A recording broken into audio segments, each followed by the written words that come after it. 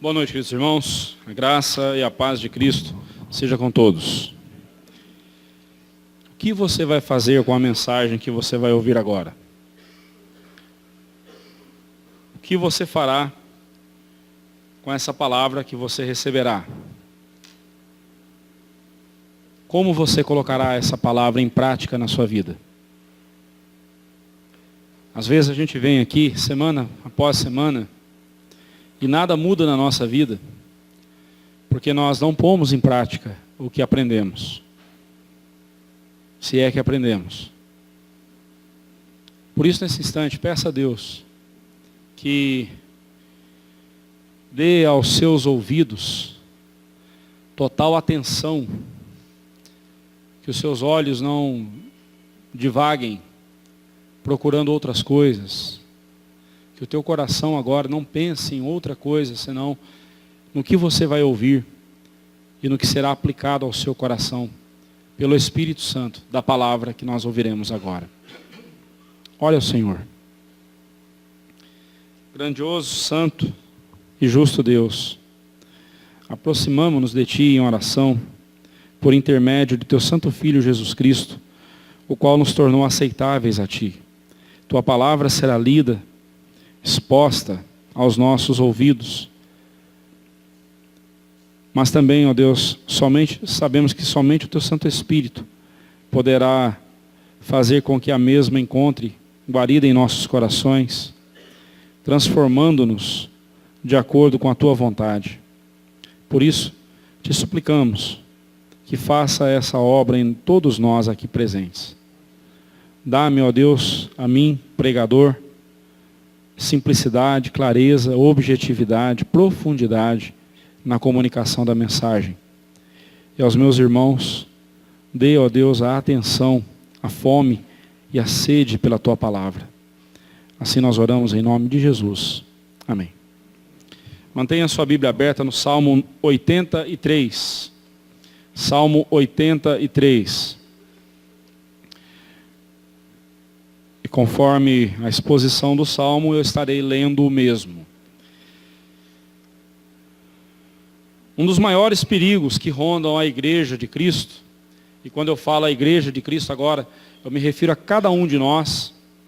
Um dos maiores perigos que ronda o coração de todo crente é o fato dele conformar-se com esse mundo, ou dele se acomodar com esse mundo.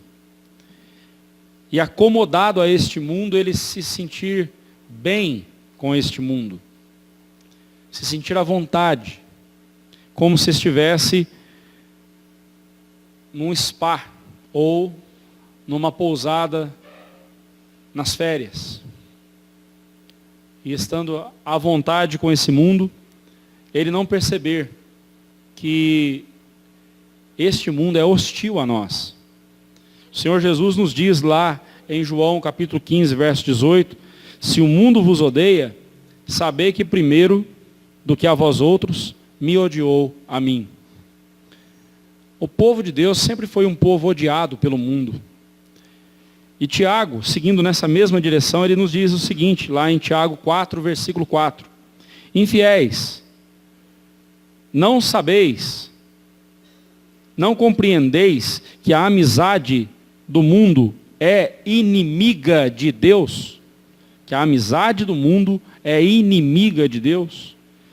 Aquele, pois, que quiser ser amigo do mundo, constitui-se inimigo de Deus. Essas palavras, e esses e outros textos, nos alertam quanto ao perigo que nos ronda, de nos acomodarmos com este mundo. Não estou dizendo também que você deve sair por aí, esbravejando, batendo em todo mundo, brigando com todo mundo, porque, afinal de contas, você é odiado pelo mundo. Não, não é isso. Eu estou dizendo que nós somos odiados pelo mundo simplesmente pelo fato de estarmos em Cristo. Eu não estou dizendo que nós temos que ser odiosos, fazermos coisas que provocam o ódio das pessoas, que irritam as pessoas, de sermos petulantes, sermos chatos. Não é disso que eu estou falando. A Bíblia fala para nós que o simples fato de alguém identificar-se com Cristo, estar do lado de Cristo, haverá de sofrer perseguições. O apóstolo Paulo mesmo vai dizer que todos aqueles que querem viver piedosamente por causa de Cristo, haverão de passar por perseguições. Serão perseguidos. O mundo nos odeia, irmãos. E se você não está encontrando resistência alguma nesse mundo, se ninguém nesse mundo se opõe a você, se ninguém nesse mundo se importa com o seu viver, é porque o seu viver está idêntico ao mundo. No momento em que você mostrar-se crente em Cristo Jesus, vivendo de acordo com a vontade de Deus, prepare-se. As pessoas vão se afastar de você. Pessoas que você achava que gostavam de você, darão as costas para você, trairão você. Mas não se importe. Jesus mesmo disse que aquele que deixar pai e mãe, família, por causa dele, neste mundo mesmo haverá de receber muito mais. Muitos outros pais, muitas outras mães, muitos outros irmãos. Você não estará sozinho. Você não estará sozinho. Este salmo, o último da lista dos salmos escritos por Asaf, nós temos visto nos últimos meses os salmos que Asaf escreveu, este é o último dele, é um cântico que ele entoou ao Senhor Deus em forma de salmo, de uma oração. Ele fez uma oração cantada para Deus, né? É uma oração este salmo. E no qual ele clama pela intervenção de Deus na vida do seu povo. Asaf faz uma lista de pelo menos 10 nações que se levantaram contra o povo de Israel. 10 nações são descritas aqui. Por exemplo, nós temos Edom, os ismaelitas, Moabe, os hagarenos, Gebal, Amon, Amaleque, a Filístia, Tiro e a Síria. E algumas dessas nações eram até parentes de Israel, como por exemplo, nós temos aí Edom, e os ismaelitas eram descendentes de Esaú, irmão de Jacó, que era outro nome para Israel, né? Jacó recebeu o nome de Israel. Então eram descendentes, eram parentes, né? De Jacó, parentes de Israel. Temos também Moabe e Amon, que são descendentes de Ló, são filhos de Ló, como nós vemos lá no verso 8. São filhos de Ló. E Ló era sobrinho de Abraão. E Abraão, ele era o avô de de Jacó e Esaú.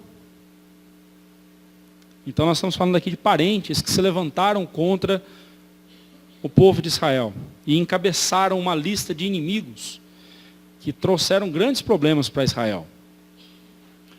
Mais uma vez nós lembramos do que Cristo fala para a igreja. Aquele que nesse mundo não deixar pai e mãe, por amor a Ele, não amar menos a seu pai e a sua mãe do que a Cristo, não é digno dele. E aquele que amar a Cristo mais do que seus próprios familiares, seus próprios parentes, haverá de ser abençoado e receber uma família muito maior, uma família de irmãos em Cristo. Volto a dizer, não estou dizendo aqui para você chegar em casa hoje e brigar com seus pais, brigar com seus parentes, não é isso. Só estou dizendo que se você decidir viver por Cristo, prepare-se. Se você decidir viver de acordo com a palavra de Deus, prepare-se. Você sofrerá. E sofrerá muito.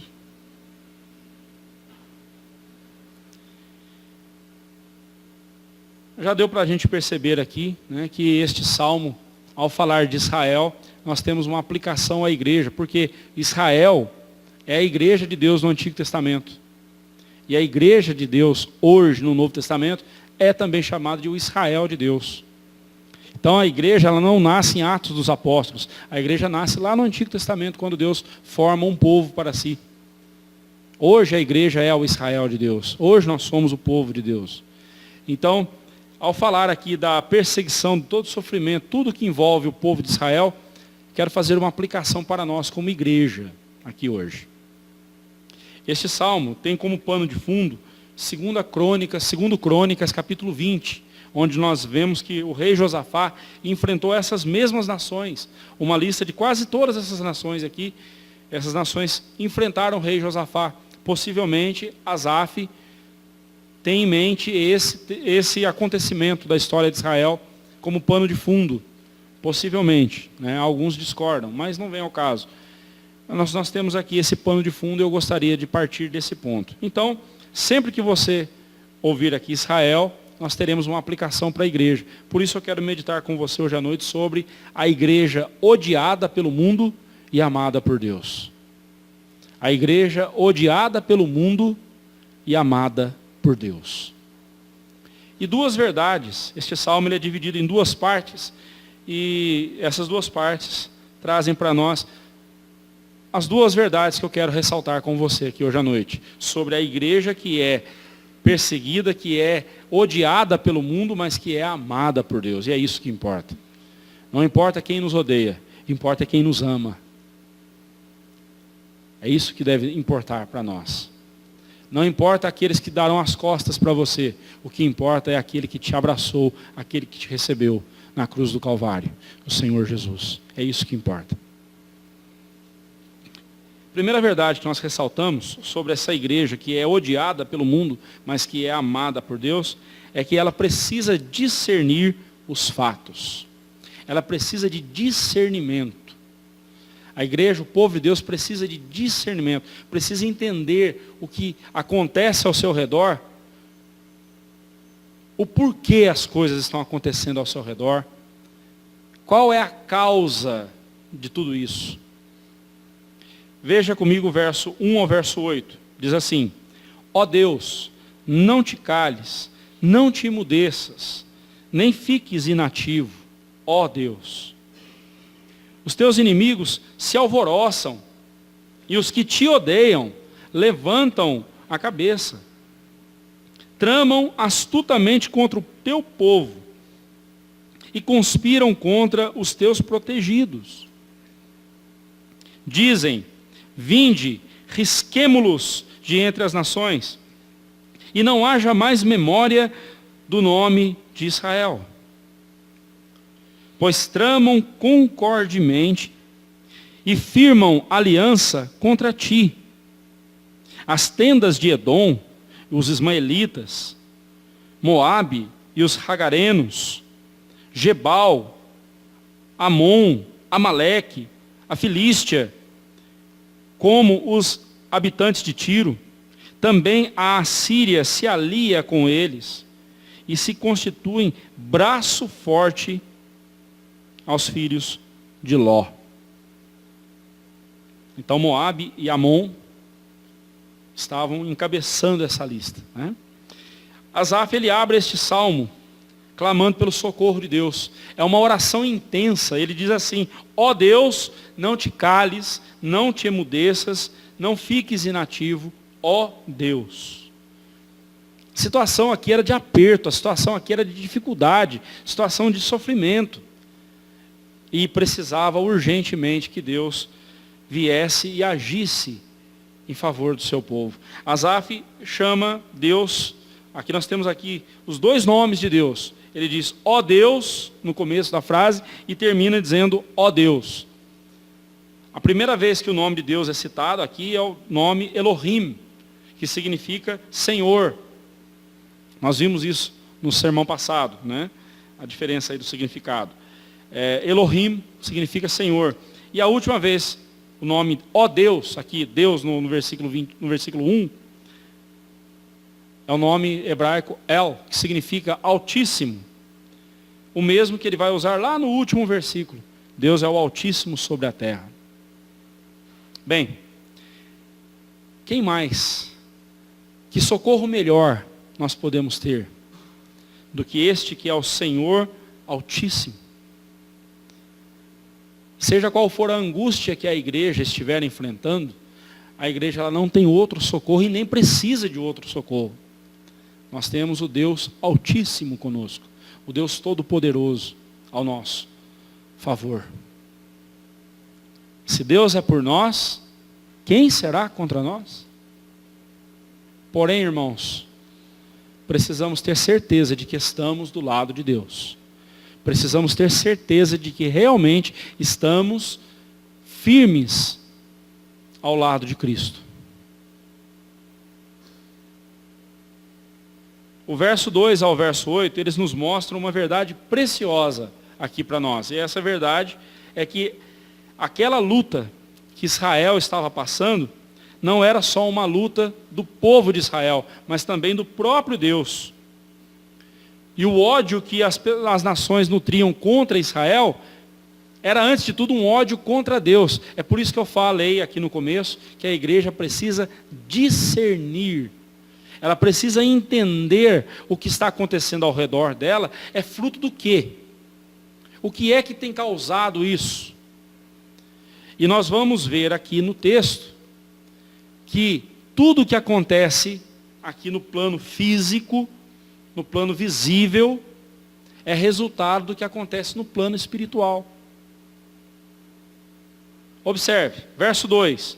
Os teus inimigos se alvoroçam, os que te odeiam levantam a cabeça. Observe que Asaf aponta para Deus e diz assim: Senhor, eles odeiam ao Senhor. Os inimigos são teus. Todo ataque contra a igreja de Cristo é um ataque contra o próprio Cristo. Quando Paulo estava no caminho de Damasco, indo para prender os cristãos, quando o Senhor Jesus se revela gloriosamente a ele ali, ele disse: Saulo, Saulo, por que me persegues?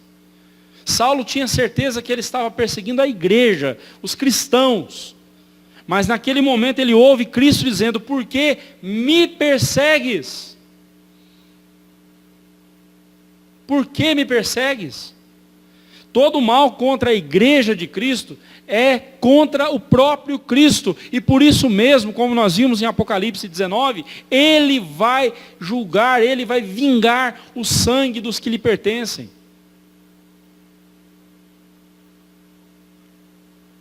Mas é preciso ter certeza de que estamos do lado de Cristo.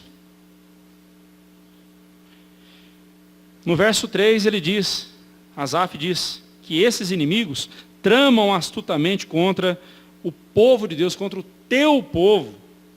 Conspiram contra os teus protegidos. Que verdade preciosa, irmãos. Levante-se quem quiser levantar contra nós.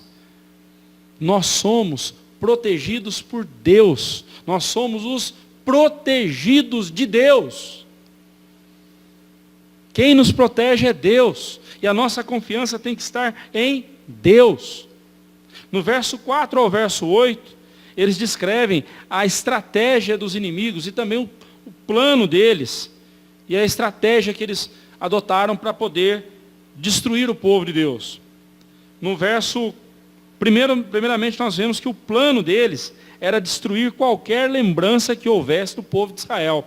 Veja o verso 4. Vinde, risquemo-los, não haja mais memória do nome de Israel. Vamos apagar o nome deles, vamos riscar da memória, vamos arrancá-los como se arranca uma planta.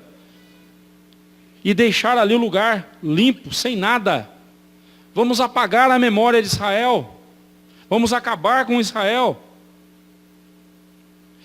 Olhando para a igreja de Cristo, quantas vezes tentaram fazer isso com os cristãos?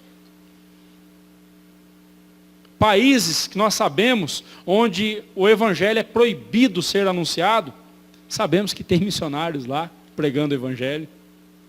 E tem crentes.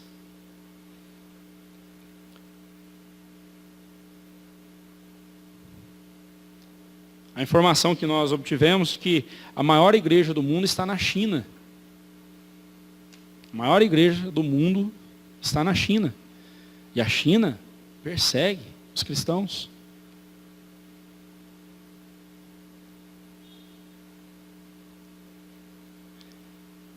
Eu fico pensando, irmãos, que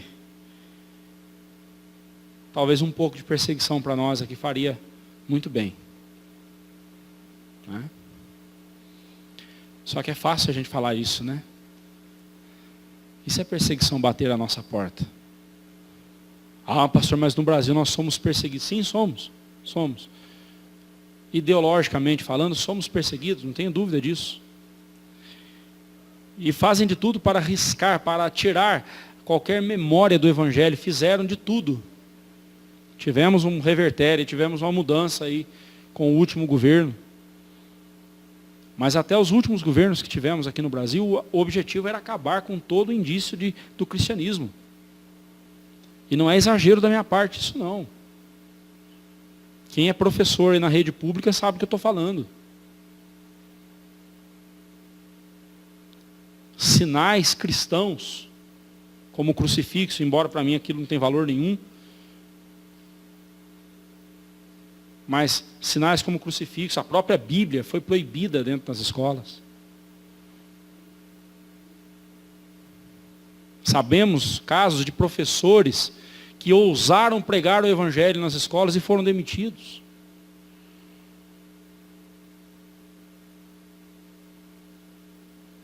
E se tivéssemos seguido naquela direção, se a coisa tivesse continuado do jeito que estava, sabe Deus como estaríamos hoje. Mas fato é, meus irmãos, toda vez que tentaram aniquilar a igreja brotou com força. A igreja voltou com força. Tanto que Irineu, um dos pais da igreja, diz que o sangue da igreja o sangue dos cristãos é a semente da igreja. Onde morria um cristão, aparecia 2, 3, 4. O testemunho de um cristão sendo torturado e não abandonando a sua fé, incentivava outros a continuarem firmes e a declararem-se por Cristo Jesus. A estratégia do mundo é apagar da face da terra a memória da igreja. E a estratégia que eles usam para esse é o plano. E qual é a estratégia para executar esse plano?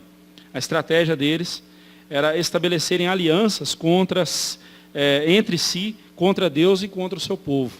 Aqui no caso de Israel, nós vimos que essas nações se levantaram, verso 5, tramaram contra o povo de Deus. Levantaram-se, aliaram-se, parentes de Israel, encabeçando essa liga perversa para atacar Israel.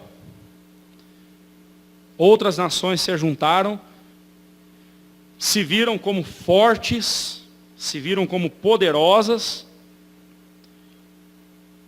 foram lá e atacaram Israel.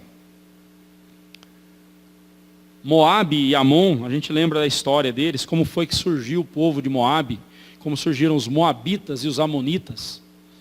Surgiram de um incesto entre Ló e as suas 2 filhas.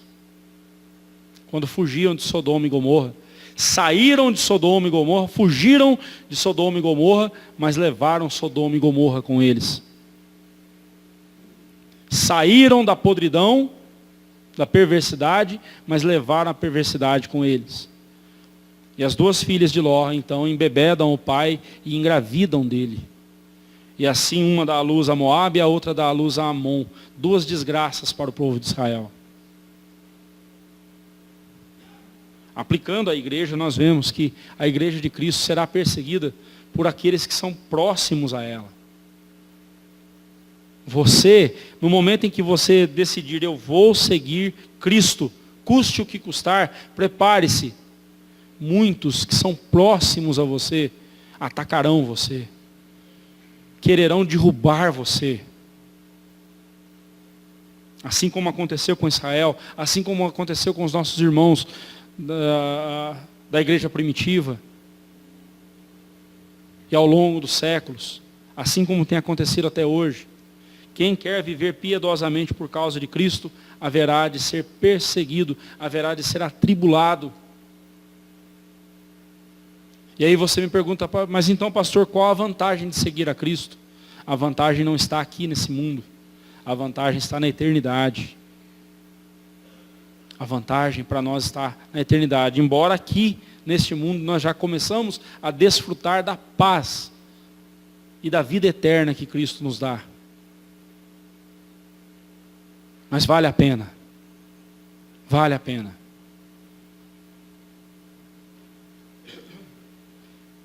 Grande consolo e esperança tem aqueles que confiam no Senhor Jesus. Pois aqueles que se levantam contra a igreja de Cristo enfrentarão não a igreja de Cristo, ainda que façam mal à igreja de Cristo, enfrentarão o próprio Cristo. Enfrentarão o próprio Senhor Jesus. E Ele vai vingar o sangue daqueles que lhe pertencem.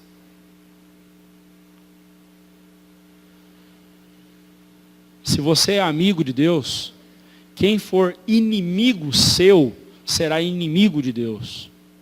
Veja o que o próprio Deus nos diz em Êxodo capítulo 23, verso 22.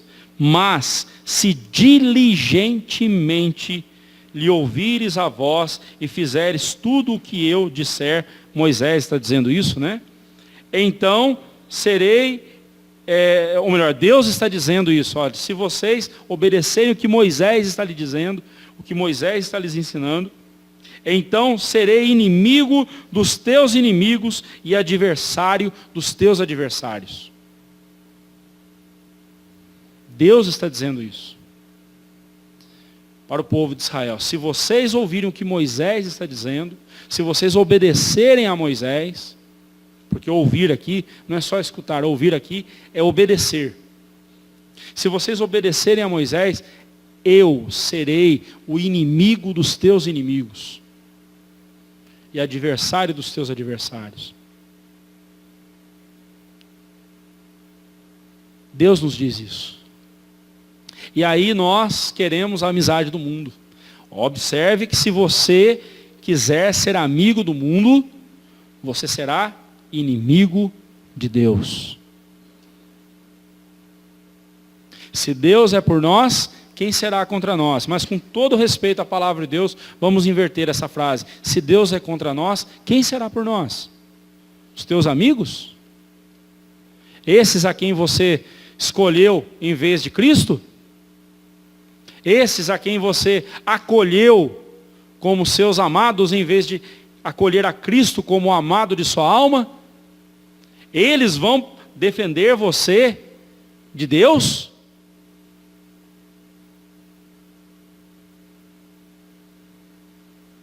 Tudo no plano físico e visível é reflexo do plano espiritual e invisível.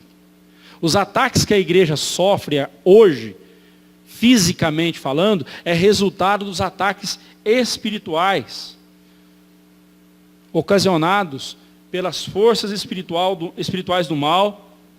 Como disse o apóstolo Paulo em Efésios 6,12, a nossa luta não é contra o sangue e a carne, e sim contra os principados e potestades, contra os dominadores deste mundo tenebroso, contra as forças espirituais do mal nas regiões celestes, ou seja, no plano invisível. Os nossos inimigos são invisíveis. Esses nossos inimigos, Satanás e toda a sua hoste infernal, usam pessoas contra nós. Dura quando eles nos usam contra as pessoas, né? Você acha que crente não pode ser usado pelo diabo? Infelizmente pode. Pedro, quando o Senhor Jesus falava do seu sofrimento, Pedro chama Jesus num canto e começa a reprová-lo. Que é isso, Senhor? Que conversa é essa de sacrifício? O Senhor vai morrer, para com isso, Senhor. Jesus repreende Satanás na boca de Pedro e diz assim: arreda, Satanás, tu não tens parte comigo. E Pedro não caiu estribuchando no chão, endemoniado, possesso, como muita gente faz parecer aí fora. Pedro não perdeu a consciência, ele falou conscientemente isso, mas estava sendo boca de Satanás. Isso é muito sério, irmãos. E nós precisamos nos concentrar nesse fato. Toda a luta que nós passamos, aqui no plano físico, no plano visível, é reflexo, é uma reação do que está acontecendo no plano espiritual.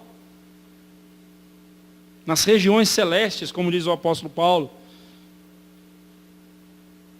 É ali que está sendo travada a verdadeira luta, ou a luta mais intensa, é lá. E nós precisamos tomar cuidado para não nos voltarmos contra as pessoas, em vez de nos voltarmos contra os verdadeiros inimigos nossos.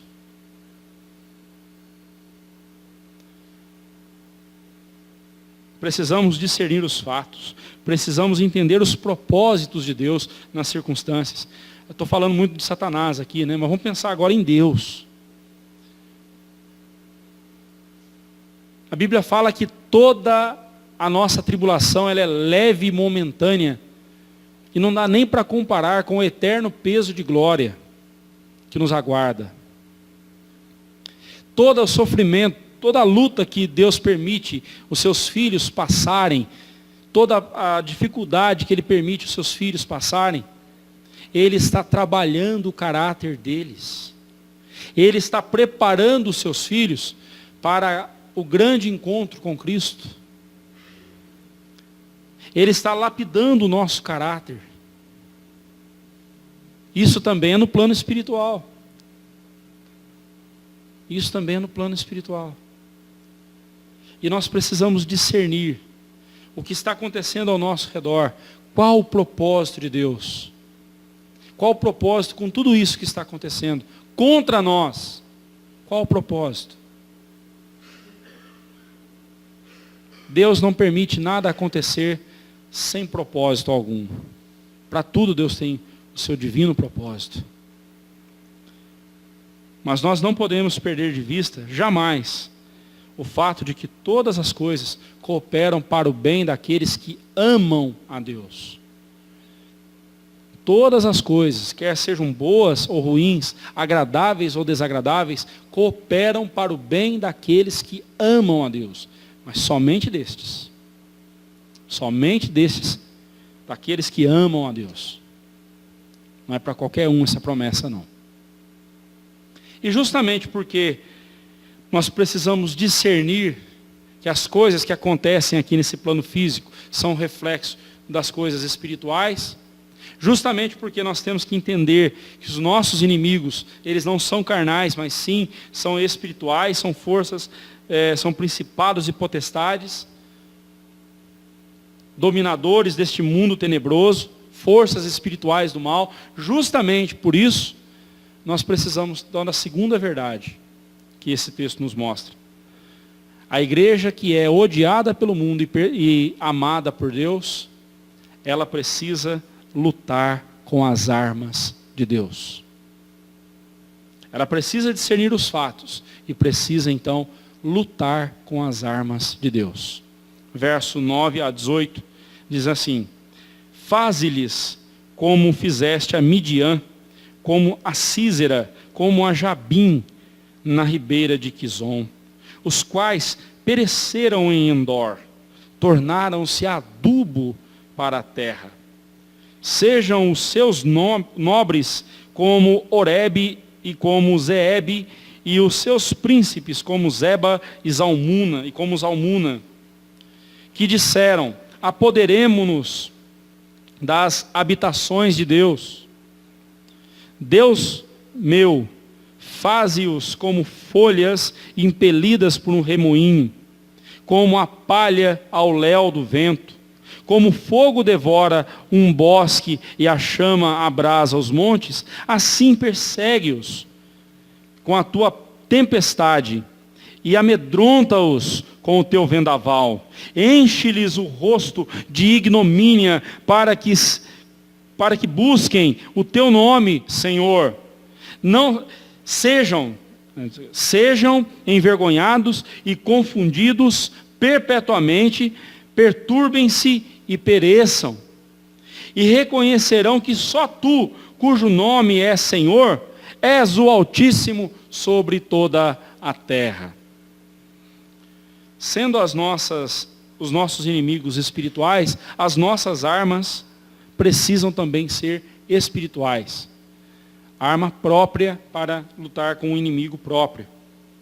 Em 1 Coríntios 10, 3 a 6, o apóstolo Paulo diz: porque embora andando na carne, não militamos segundo a carne, porque as armas da nossa milícia não são carnais, e sim poderosas em Deus, para destruir fortalezas, anulando nós sofismas e toda altivez que se levante contra o conhecimento de Deus, e levando cativo todo o pensamento à obediência de Cristo, e estando prontos para punir toda desobediência, uma vez completa a vossa submissão. O apóstolo Paulo estava enfrentando uma situação difícil ali nesses dias, nos seus dias. Pelo fato dele não ter sido um dos 12 que andaram com Jesus, muitos diziam que Paulo não era apóstolo de Cristo. Paulo era um usurpador, alguém que estava usurpando essa autoridade. E, portanto, ele não tinha essa autoridade para ser apóstolo. E mesmo sabendo que enfrentava oposição vinda das pessoas, Paulo não perdia de vista o plano espiritual de tudo que estava acontecendo. E por isso mesmo ele disse: porque embora andando na carne, não militamos segundo a carne. Porque as armas da nossa milícia não são carnais, e sim poderosas em Deus. Embora as pessoas estejam me atacando, estejam me provocando, me deixando furioso, me deixando irritado, eu não vou reagir de forma carnal, eu não vou reagir com a mesma moeda, porque as armas da minha luta, elas são poderosas em Deus, e eu vou usar as armas de Deus para combater inimigos espirituais. É isso que Paulo está dizendo: eu não vou fazer a minha vontade, eu vou fazer a vontade de Deus. E por isso mesmo, com essas armas espirituais, eu estou preparado para destruir fortalezas, anular sofismas, divisões dentro da igreja. Se você é um servo de Deus, se você é um crente de verdade, você está preparado para ser alguém que vai anular sofismas, divisões dentro da igreja. Você vai você é alguém capacitado a fazer algo para unir a igreja e não para dividir a igreja. Então cuidado com a forma como você se comunica dentro da igreja. Cuidado com a forma como você se comporta entre os irmãos. Se você vive fazendo futrica, se você vive fazendo fofoca, se você vive provocando atritos entre os irmãos, você está se portando como inimigo da igreja de Cristo. É isso que Paulo está dizendo aqui. Mas Paulo também nos mostra, com essa palavra dele aqui, ele nos mostra duas verdades que ele havia entendido. Primeiro, Satanás usava os próprios desejos carnais das pessoas que queriam desacreditar Paulo. Satanás usa aquilo que as pessoas oferecem para ele. Satanás estava usando aquelas pessoas porque aquelas pessoas estavam oferecendo isso.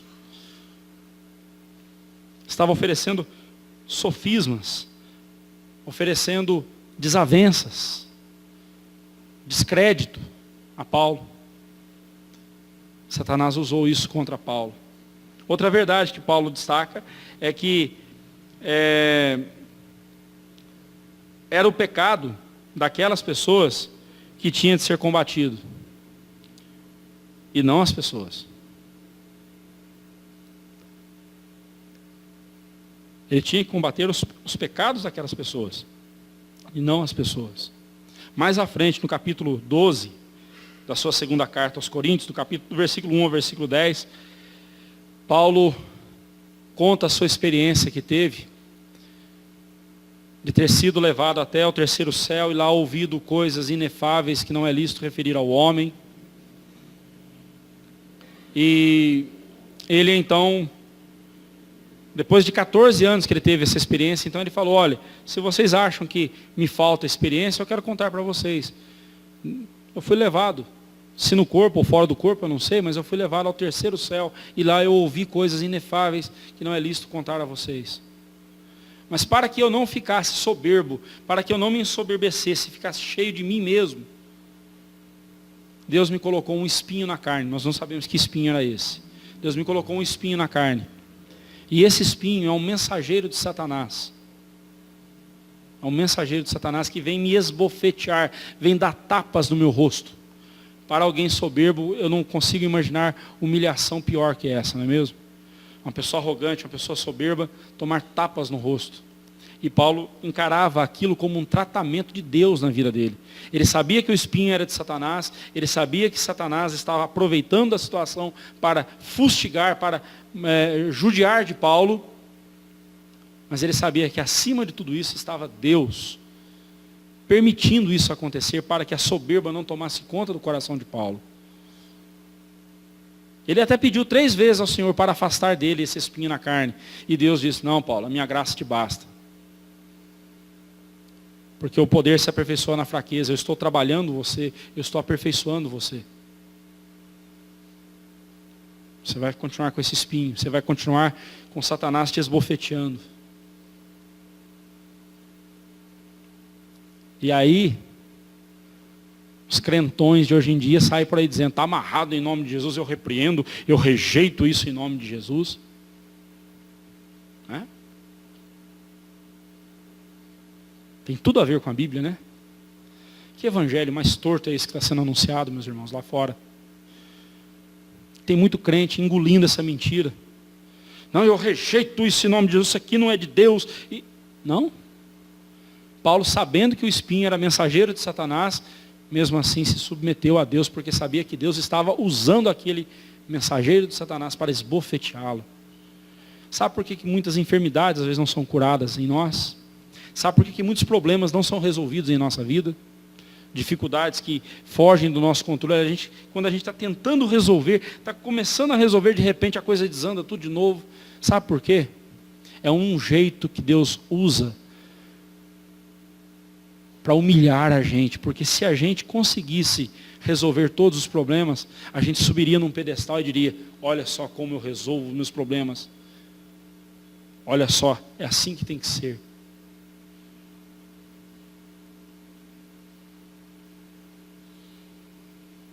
Eu fui curado de tantas enfermidades, eu sou um homem de fé. E se você não foi curado ainda, irmão, é porque você não teve fé.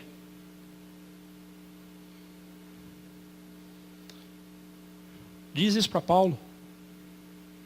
Diz isso para Paulo.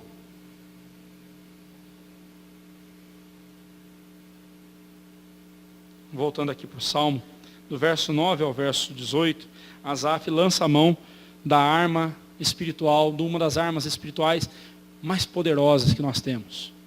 Essa arma se chama oração. E aqui nós vemos na oração de Asaf 3 momentos. Primeiro momento, ele recordou os poderosos feitos de Deus. O nome disso é gratidão. Ele recordou o que Deus havia feito. E o verso 9 ao verso 12 são histórias que aconteceu com o povo de Israel. Por exemplo, quando ele fala, faze-lhes como fizeste a Midian. Aqui ele refere-se à vitória de Gideão com seus 300 soldados contra o povo de Midian, que está lá em Juízes capítulo 7, de 1 a 23. Quando Asaf diz, como a Sísera, como a Jabim na ribeira de Quizon, ele refere-se à vitória que Deus deu aos israelitas através de uma mulher chamada Jael. Jael era esposa de Éter, não, de Eber, o queneu. É muito nome para gravar aqui, né? De Eber, o queneu. E ela, sabe como que ela matou Sísera? Sísera vinha fugindo, correndo. Ela falou, entra aqui. Ele entrou na tenda de Eber, o queneu, o esposo de Jael. Ela esperou ele dormir. Ela foi e pegou uma estaca, uma cunha, uma estaca, com um martelo, não sei, com uma marreta. Ela veio e pá, bem na cabeça dele. Furou a cabeça dele, ele matou. Foi morto. Uma mulher matou o grande general Císera. Você consegue imaginar uma forma de humilhar essa pessoa? Mais ainda? Para aqueles tempos isso era uma coisa humilhante. Uma mulher matando um general. Jabim foi na sequência. Jabim também, a Bíblia diz que, lá no versículo 23 e 24, de Juízes, capítulo 4, diz assim: Deus naquele dia humilhou a Jabim, rei de Canaã, diante dos filhos de Israel. E cada vez mais a mão dos filhos de Israel prevalecia contra Jabim, rei de Canaã, até que o exterminaram. Asaf usa uma linguagem, um eufemismo, e diz aqui no verso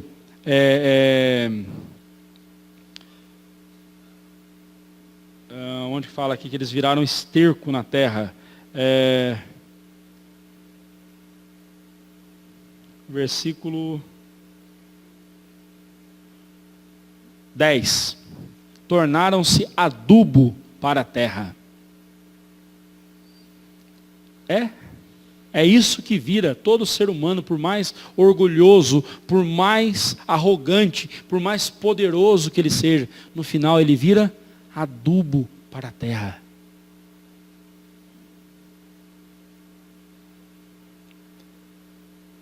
Deus sabe humilhar aqueles que se levantam contra Ele. Aqueles que se rebelam contra Ele. Deus sabe como humilhar. Por isso que é loucura o homem se opor a Deus. É loucura. É loucura. Os nomes de Oreb e Zeeb, eles eram comandantes dos reis Zeba e Zalmuna, que também morreram lá no dia da batalha de Gideão, com seus 300 soldados. Você lembra da história? Parte dos 300 soldados, ele começou, foi dizimando. Eram de 22 mil, caiu para uns 13 mil, e foi diminuindo, até que ficou só 300 homens. Com esses 300 homens, Deus falou: peraí, vocês vão vencer da seguinte forma. Cada um com um cântaro vazio na mão. Quando eu mandar, vocês vão jogar os cântaros no chão e tocar a buzina, tocar o chofar, né? Trombeta deles. Só no barulho eles fizeram os inimigos correrem de medo, fugirem de medo. Você já imaginou a vergonha desses midianitas quando souberam que eles fugiram de 300 homens, só porque eles tocaram buzinas e quebraram cântaros? É isso que Asaf vai dizer mais à frente. Ele pede a Deus para encher os rostos deles de ignomínia e ficarem cobertos de vergonha. É isso que ele vai dizer mais à frente, nós veremos daqui a pouco. Um segundo momento na oração de Asaf, além da gratidão, nós vemos ele relembrando os poderosos feitos de Deus pelo seu povo. Num segundo momento agora, ele pede a Deus por livramento das mãos dos inimigos. O nome disso é confiança. Gratidão, confiança. Ele pede a Deus que livre. Verso 13 a 15 nos mostram isso. Assim como Deus fizera pelas mãos de Jael e Gideão, as mãos de uma mulher e as mãos de um homem com apenas 300 soldados, tocando trombetas e quebrando cântaros, Asaf pede: Senhor, novamente, humilha os inimigos, espalhe eles sobre a terra, que eles sejam como folhas impelidas pelo remoinho, como palha ao léu do vento, seguindo por onde o vento toca. Seja o Senhor como um incêndio, a sua tempestade, né? Como um fogo que vem devorando a mata, que vem devorando o bosque e vem queimando tudo, e tudo foge ao calor do teu fogo. Seja o Senhor esse fogo contra os inimigos, queimando e devorando tudo e fazendo-os fugir.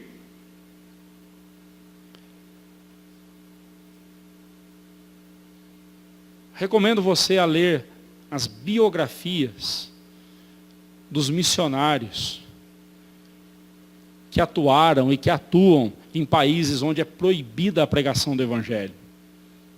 Você vai ficar impressionado com quantas coisas maravilhosas e portentosas Deus faz e fez e continua fazendo na vida daqueles irmãos. Essa cena que Asaf descreve de um fogo vindo e devorando tudo, e todos fugindo desse fogo, é bem isso que acontece. Deus sempre protegeu a igreja dele, o que não quer dizer que a igreja não será perseguida, o que não quer dizer que cristãos não serão mortos. Ser protegido de Deus significa que nós não seremos desamparados, e mesmo que a morte venha, mesmo que os inimigos nos matem, nós seremos acolhidos nos portais celestiais. O ímpio vira adubo para a terra, o servo de Deus vai se juntar ao coro celestial para louvar a Deus por toda a eternidade. E o terceiro momento, talvez esse aqui cause um pouco mais de estranheza ao coração das pessoas, mas nós veremos agora o verso 16 a 18. Depois de expressar sua gratidão a Deus, relembrando os poderosos feitos de Deus, depois de pedir a Deus por livramento, mostrando a sua confiança em Deus, agora Asaf deseja que Deus seja glorificado diante dos inimigos. Glorificação. O Senhor Jesus, quando nos ensinou a orar a oração dominical, Ele incluiu esses elementos. Ele falou de confiança, Ele falou de agradecimento, e Ele falou também: venha o teu reino, seja feita a tua vontade, assim na terra como no céu, santificado seja o teu nome. E aqui Asaf expressa esse mesmo desejo, o desejo de Deus ser glorificado. Naqueles tempos, as guerras entre os povos eram vistas como teogonias. O que é uma teogonia? É a luta de um Deus contra outro. Então, quando um povo ia lutar contra outro povo, cada qual invocava o seu Deus. E o Deus que fosse mais forte, daria a vitória para o seu povo. Então, quando um povo era derrotado, quem era envergonhado era o Deus deles. Quem saía como fraco era o Deus deles. Agora você entende quantas vezes Israel foi derrotado no campo de batalha, quantas vezes o povo de Israel perdeu por pecado, porque o povo estava comprometido com o pecado, enlameado pelo pecado, e Deus não tem parte com o pecado, e o povo foi derrotado vergonhosamente. Era o nome de Deus que estava sendo envergonhado. Mas isso não mudou. Toda vez que você e eu somos derrotados na batalha espiritual, toda vez que você e eu pecamos, estamos desonrando o nome de Deus. Ainda que o pecado que você tenha cometido, só você ficou sabendo, ninguém viu, ninguém humano viu, mas no plano espiritual, o nome de Deus foi enxovalhado, foi insultado, foi zombado por causa do pecado que cometemos. Essa é a gravidade do nosso pecado. Toda vez que pecamos, seja qual for o pecado, escondido ou público, esse pecado trouxe vergonha para o nome de Deus.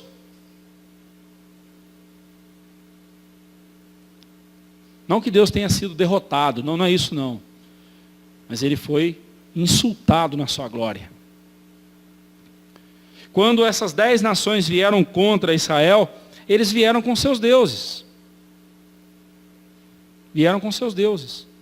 E lembre-se que algumas dessas nações eram parentes de Israel, conheciam, ou pelo menos ouviram falar do Deus de Israel, que era o Deus de Abraão, o ancestral deles. E eles vieram contra o Deus de Israel. Por isso que Asaf, ao pedir Senhor, ele vai dizer, enche-lhes o rosto de ignomínia, para que busquem o teu nome, Senhor. Veja bem, Asaf não estava pedindo a conversão deles aqui. Tem gente que interpreta esses 3 versículos como se Asaf estivesse pedindo misericórdia. Senhor, humilha-os para que eles, então arrependidos, voltem-se para o Senhor. Não é isso que Asaf está pedindo aqui. Enche-lhes o rosto de ignomínia para que busquem o nome do Senhor. Se fosse conversão que Asaf estivesse pedindo, por que então no verso 17 ele diz: sejam envergonhados e confundidos perpetuamente, perturbem-se e pereçam. Então não é de salvação que ele está falando. Aqui ele está dizendo o seguinte: Senhor, vinga a tua glória. vinga a tua glória. Teu nome foi zombado. Eles zombaram do Senhor. Se levantaram contra o teu povo. Contra o teu povo protegido. São teus inimigos. Estão te desonrando. Estão te zombando. Senhor, humilha-os. Confunda-os perpetuamente. E aí no verso 18 ele diz: e reconhecerão que só tu, cujo nome é Senhor, és o Altíssimo sobre a terra. Esse reconhecimento, como disse Calvino, e eu concordo com ele, não é o conhecimento de Deus, não é a pessoa converter-se a Deus e dizer: Senhor, quão pecador eu sou, eu preciso da tua misericórdia. Não é isso, não. Aqui, esse não é o conhecimento de Deus, mas aquele reconhecimento de Deus que seu terrível poder arranca dos ímpios. Você pode passar a sua vida zombando de Deus, passe a sua vida insultando, ignorando Deus. Eu quero ver, é no dia do juízo. Eu quero ver esse sorriso sarcástico no seu rosto no dia do juízo. Não, eu não lhe desejo mal. Quem deseja o mal para você é você mesmo. É você que está zombando de Deus. Não sou eu que estou desejando mal a você. Mas se você quer continuar assim, continue. No final você encontrará Deus, de um jeito ou de outro. Se você se encontrar com Deus hoje, haverá salvação para você. Se você continuar desse jeito, você haverá de encontrar Deus no final da sua vida. E a forma como você encontrará Deus será para a tua vergonha, será para a tua confusão perpétua, eterna, será para a sua condenação. E você reconhecerá, porque a Bíblia diz lá em Filipenses, que todo joelho se dobrará, toda língua confessará que Jesus Cristo é Senhor para a glória de Deus. Passe a vida zombando de Cristo, passe a vida fazendo peças teatrais. Isso aí agora eu não falo só dos ímpios que escarnecem, como nós vemos naquelas paradas gays, eles zombando de Cristo, fazendo imagens de Cristo e zombando de Cristo. Mas falo também de igrejas que agora, daqui a alguns dias, estarão fazendo autos de Páscoa. Estamos evangelizando, pastor. Não, vocês estão zombando do santo sacrifício de Cristo. Passem a vida zombando de Cristo. Passem a vida insultando a Cristo. No final vocês encontrarão Deus. Encontrarão o Deus justo, que pesará a mão eternamente sobre vocês.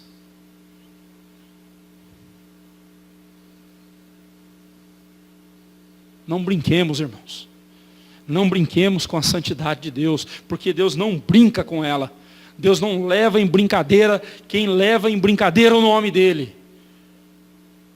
E se tem uma coisa que Deus sabe fazer, é humilhar. E se tem uma coisa que Deus sabe fazer, é fazer com que o soberbo engula a sua soberba. E seja humilhado, seja coberto de vergonha e de ignomínia. Deus sabe fazer isso. E este salmo, Asaf encerra este salmo mostrando isso para nós. Não brinquemos com Deus. A vida com Cristo é uma vida de lutas. A igreja sempre enfrentará forças espirituais do mal nas esferas espirituais e invisíveis. Sempre. Não podemos perder de vista que para vencermos essa guerra precisamos usar as armas que Deus nos concede, as quais são espirituais e também são poderosas em Deus. Ou seja, quando nós somos submissos a Deus, essas armas funcionam.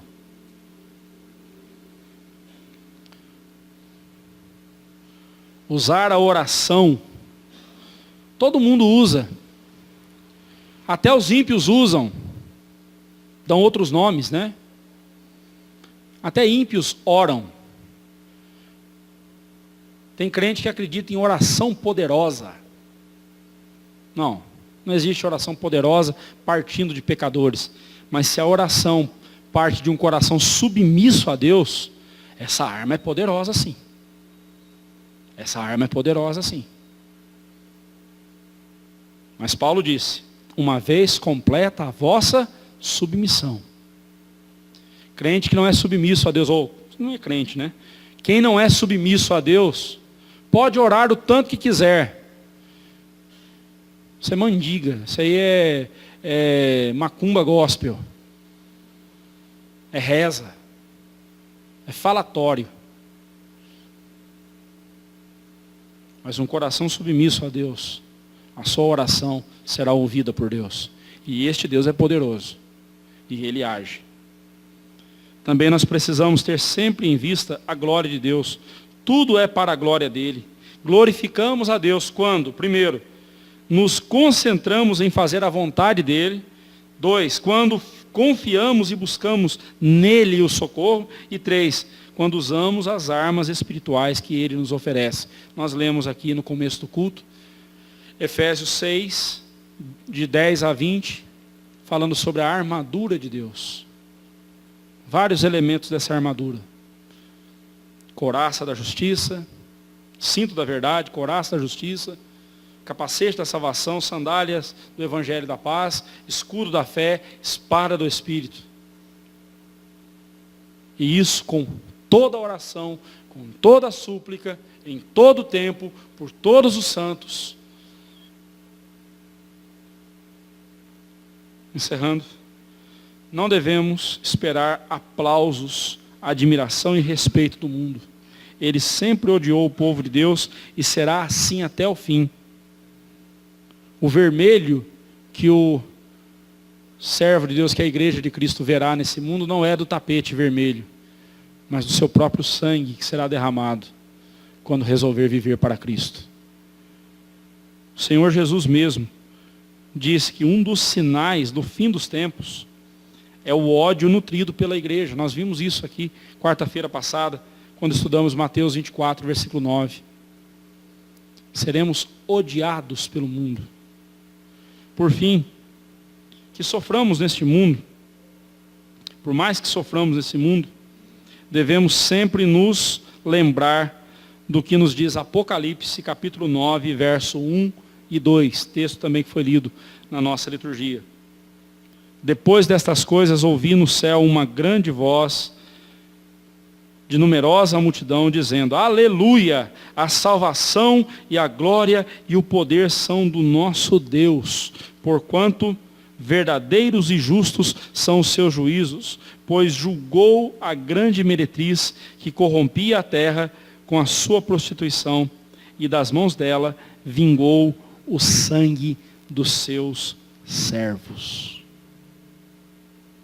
Deus vingará aqueles que fazem o mal à sua igreja. Porque fazer mal à igreja de Cristo significa fazer mal ao próprio Cristo. Lembre-se quando você falar mal da igreja. Lembre-se quando você resolver falar mal da sua igreja. Não é dela que você está falando. Você está falando de Cristo. Ele vai vingar. Ele vai vingar a igreja dele.